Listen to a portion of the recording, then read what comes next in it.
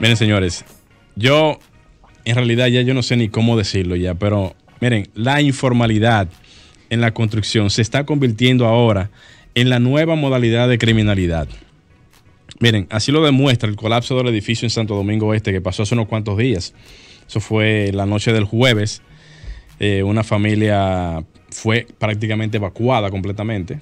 Gracias a Dios que no pasó ningún tipo de eventualidad de pérdidas humanas, pero esto, aparte de que sucedió y no tuvo ningún tipo de consecuencias en función a pérdidas humanas o quizás de otras viviendas que pudiesen haber sido afectadas, aparte de todo esto, ahí nuevamente se refleja y se ve reflejada el tema de la informalidad que tanto hablamos aquí en la República Dominicana. Y como yo dije al principio, este tipo de asunto, lamentablemente, lo que está haciendo es, o que se esté convirtiendo más bien, en la nueva forma de criminalidad en la República Dominicana. ¿Por qué criminalidad?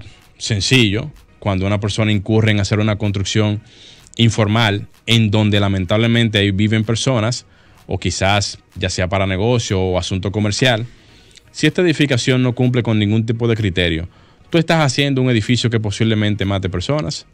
Entonces, de alguna manera u otra, esto es un acto criminal. ¿Criminal por qué? Porque lo está haciendo una persona sin ningún tipo de régimen de consecuencia, lamentablemente. Entonces, totalmente de acuerdo con usted ahí. Sí, claro que sí. Entonces, la mayoría de esas construcciones, lamentablemente, son realizadas por maestros que popularmente se le dice maestros de patio, que no tienen ningún tipo de criterios, lamentablemente, a este tipo de asuntos y se dedican a hacer chapucerías de todo tipo y a quienes nadie les hace absolutamente nada, porque ellos se andan vendiendo de que saben y al final no saben nada. Yo lo dije aquí hace una semana justamente, que la informalidad en la construcción está más organizada que los profesionales del área. Así lo demuestra este porcentaje tan abismal de que más del 60% de las construcciones son dominadas justamente bajo este sector y que lamentablemente no se tienen ningún tipo de previsiones para evitar de que personas que no tienen conocimientos en la parte profesional de este tipo de asuntos puedan incurrir en la preparación de edificaciones, ampliaciones, proyectos y todo tipo de arrabazadas que se hacen en el sector en sí. Ese 60%, ¿de dónde sale? Si tú te fijas, ahora mismo el marco del 60% se saca primero de la información que se tiene de todo el entorno nacional de la producción, el entorno productivo, que indica que más del 60% de los trabajos que se tienen a nivel de lo que es la parte de la construcción no formal, okay, en todo el sentido de la palabra, la informalidad da ropa, y no solamente en la construcción, más del 60% en todos los rubros. Sí. O sea, eso se ve evidenciado justamente porque si somos más de 12 millones de habitantes, por poner un ejemplo, y si tú sacas dentro de lo que es la TCS, Seguridad Social, las empresas, y tú haces un macheo de información, te puedes dar cuenta perfectamente quiénes están trabajando formalmente y quiénes no. Automáticamente eso te da un renglón bastante amplio de dónde está la informalidad en este momento. Entonces ahí sale el tema de la informalidad en las construcciones. El tema de la informalidad en las construcciones. La vivienda que usted dice que es casi más de un 60%. El tema del 60% de la informalidad justamente viene porque hay un sector de la parte profesional que se supone debe de estar al frente de todas esas construcciones. Y aquí, si tú ves la tasa de proyectos que se hacen en las alcaldías, en el Ministerio de Obras Públicas. Tiene sentido, sí. Te dice a ti que la cantidad que se procesa y se construye es totalmente inferior a la que se desarrolla en el día a día y en el entorno en que nosotros vivimos. Bajo la legalidad. Bajo la legalidad. Sí. Entonces, tomando eso en consideración, podemos ver totalmente que hay un sector bastante dominante que tiene que ver con la informalidad, que es el que se encarga de manotear las instituciones públicas o de pisotear la parte de lo que son los procedimientos legales y que se encargan de sobornar a muchos inspectores, a muchos ¿cómo se le diría este caso aparte de los inspectores? Lo de la seguridad social, bueno, son mismos inspectores. Son mismos inspectores, porque los inspectores de las alcaldías son inspectores, obviamente. Los de obras públicas y supervisores son inspectores de obras. Entonces, yo pregunto, con el caso del derrumbe de la vivienda que pasó hace unos cuantos días, ¿quién es el culpable al final de cuentas? ¿El cliente o quien la hizo? Yo dejo esa pregunta al aire justamente porque, si bien es cierto, quien hace la construcción busca una persona, o quien quiere hacer la construcción busca a la persona, o busca una persona para que le pueda hacer el proyecto. Pero también, si bien es cierto, las autoridades, los estamentos del Estado, tienen que estar pendientes de que ese tipo de proyectos o trabajos que se hagan bajo la normalidad. Esto es importante que se sepa, porque si no es así, van a seguir pasando este tipo de casos que lamentablemente no tienen regímenes de consecuencias, este tipo de personas que incurren en este tipo de asuntos. Ahora bien, aparte de esa pregunta que yo dejé hace poco en el aire, que eso es para que las personas que nos están escuchando en este momento puedan hacerse esa pregunta, ¿qué pasaría o qué hubiese pasado también si esa vivienda, al derrumbarse, hubiese matado personas inocentes? ¿Esto no se considera realmente como un crimen? ¿O finalmente no se consideraría como un crimen? Primero, por el hecho de que la construcción no está debidamente ejecutada.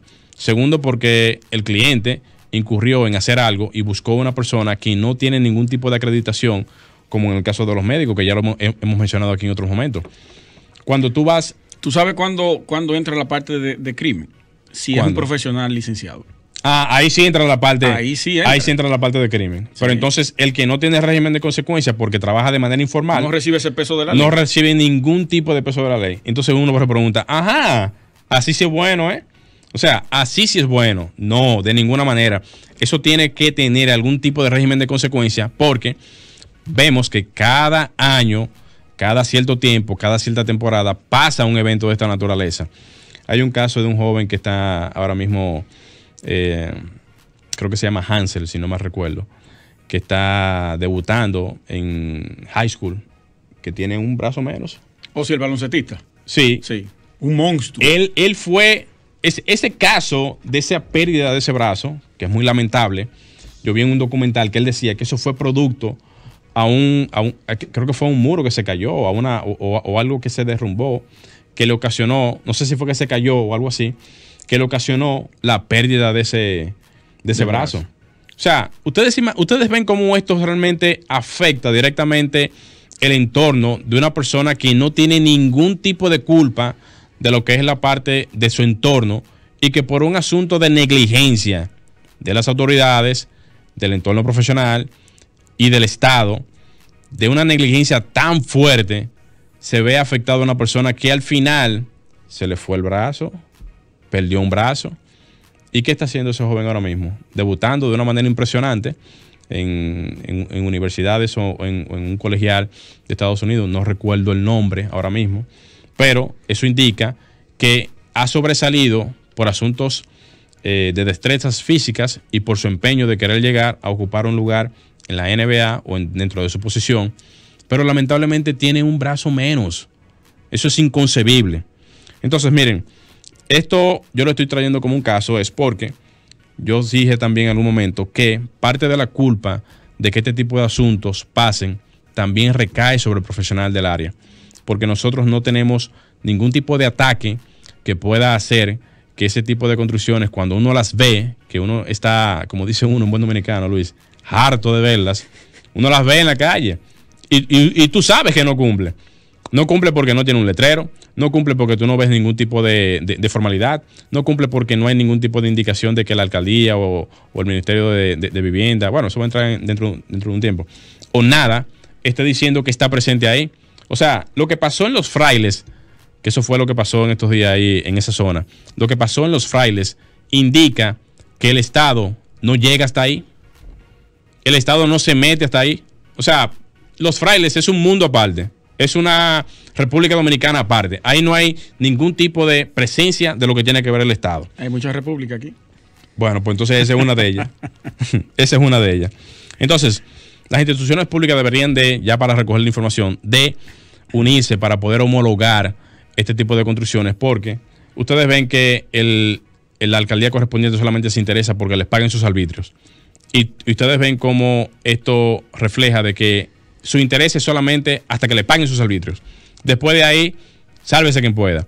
Después de eso, no hay ningún tipo de comunicación entre las demás instituciones que tengan que ver con la seguridad de este tipo de construcciones, y ahí entonces se desliga completamente la parte del Estado. Y ya por último, señores, ¿quién debe de ser más interesado en lo que tiene que ver la informalidad para que desaparezca? ¿Las instituciones públicas o el profesional? Pues nada, eso se lo dejo de tarea. Señores, vamos a hacer un pequeño cambio y retornamos. Estás escuchando Arquitectura Radial. Ya volvemos.